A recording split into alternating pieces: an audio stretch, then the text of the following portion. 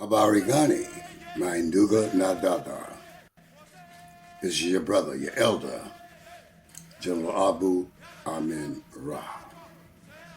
So wherever you are located, whatever time of day or afternoon or night or evening it may be, I salute you with my love.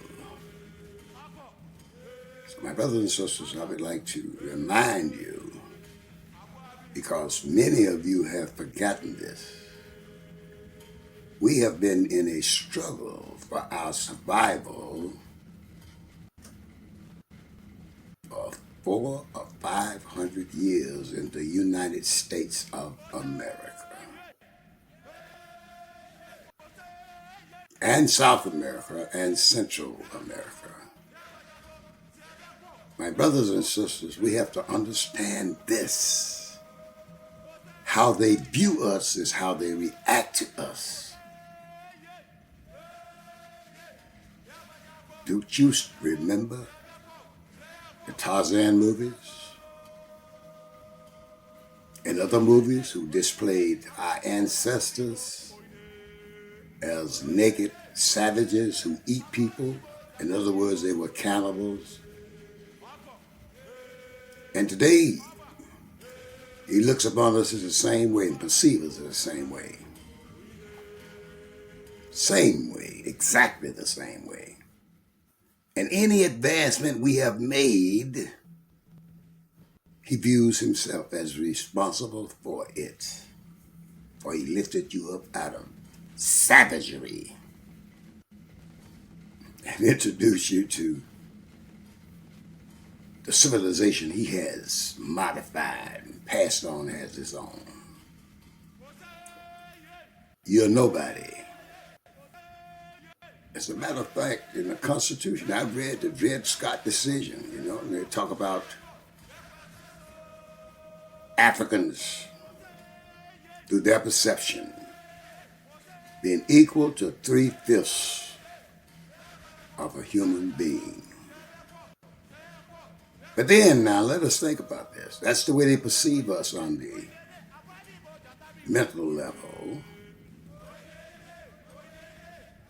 or the totality of the levels, everything. That's the way they view us. But let me add something else to this. They fear us. They fear us primarily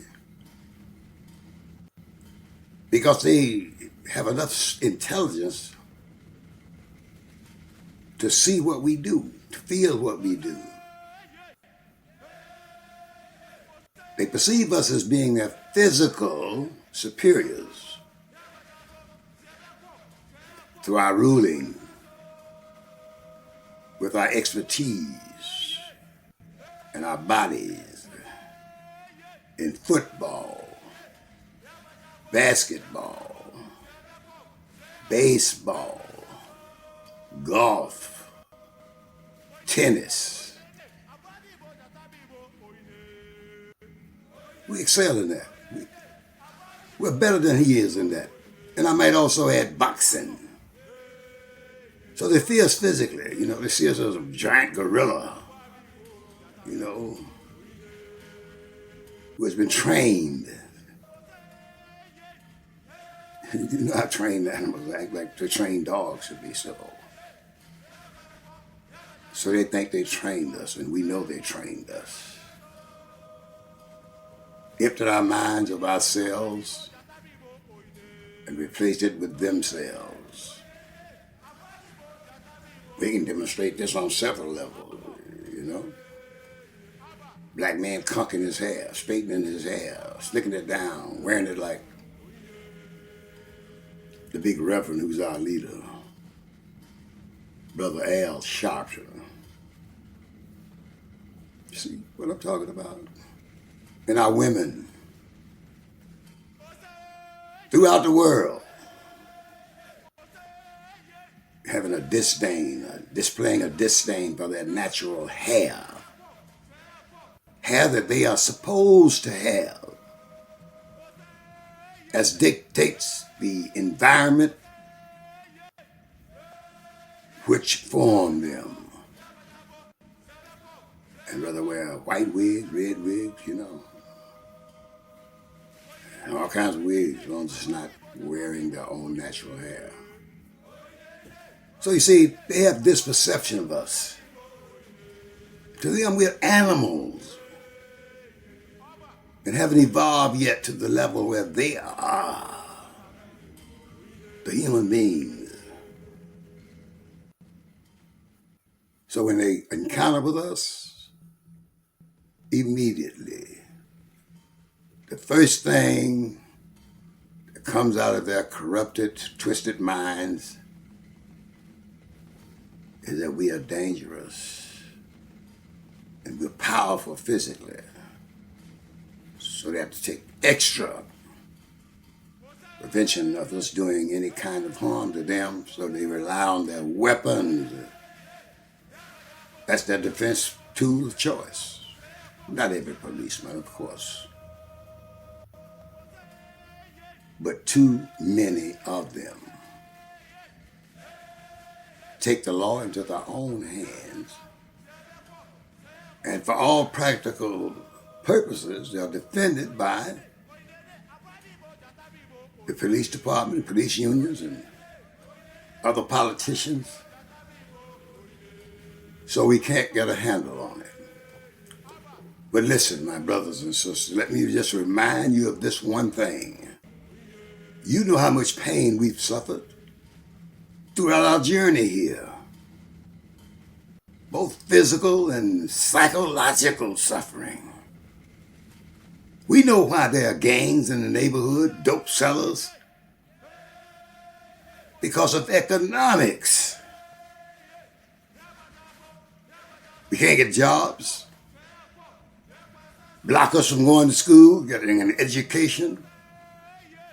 Prevents us from getting into the high professions, like medicine, scientific jobs, etc., etc. They'll put a token in each one of them. But you see, they put one or two because they have to stay in control of it all. But you see, it's destroying you, devastating to you. We've been going through a most dreadful plight for many, many centuries. So my brothers and sisters, we know what we must do if we are to survive. Survive what, you may ask? Listen, Europeans throughout the world are not reproducing themselves at a rate that would cause growth in their race or their community or their nation or whatever you want to call it. See, the whole race is diminishing in population. And they know, they've done studies that show that they are going to be minorities, just another minority group, and not the majority, not over 50%, but lower than that in 2 generations. So, how do they survive? They ask themselves. One or 2 ways. We can kill them, or we can control them politically, or find other ways to get rid of them. That's why we had Margaret Sanger. That's why the Ku Klux Klan exists.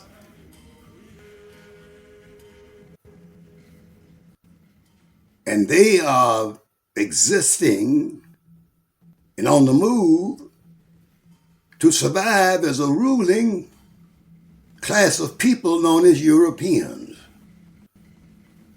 And they'll do anything to survive. And you should do anything to survive. For this is a question of survival.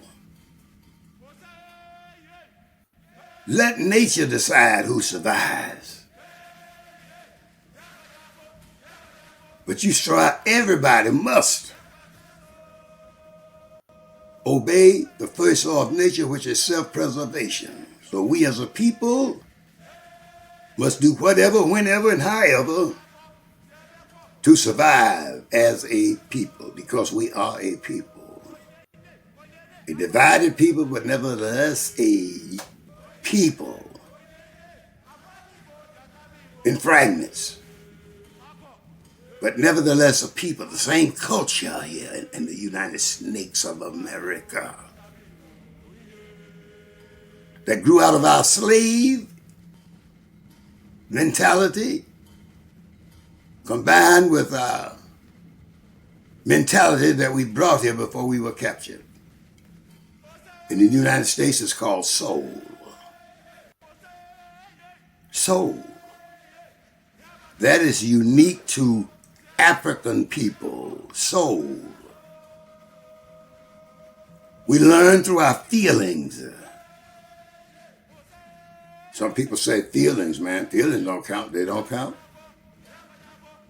What about the feelings you display or feel when you lose your mother, your wife, or your sister, or your brother, or someone else that's close to you that you truly love? But let me tell you how this feeling thing works with black people. When we encounter people, immediately we look at them and look at the world through their eyes. Know what they feel about what they're looking at and who they're talking to. Their whole persona, we feel it because we become them for a few microseconds as we die to our own selves and become realized through the person we are trying to know, and we see the world through his or her perspective. This can be validated in African philosophy by Dr. Joseph Mbiti. Get your copy and read it. Makes all the sense in the world to me. And he backs it up with resources. They don't learn the way we learn. They have to dissect and cut things down and break it down to its blah, blah, blah, blah. Fix it. Kill it. Because it no longer has life the way they do it. Because we dissect it in pieces. Or sections, whatever you want to call it. So if we are to survive, my brothers and sisters, we have a wall. We must go through the wall of fear. Got to face fear. And then we got to try things economically. We got to try things politically. And if they do not work for us, the only way it's going to work then for us to survive is to escalate our actions, our protestations, our encounters with them. I want you to think about this now. Use your mind sometimes and think this thing through. The only group that could make African Americans or Africans in America and Africans throughout the Caribbean and throughout South America and in Africa and Europe and throughout the world liberated and free is that we stand up and determined to be free by any means necessary. Once again, my brothers and sisters, I want the best for you. I want Harambe. I want Uhuru. I want Amandla. I want black global liberation. Not tomorrow, not next week, but right now.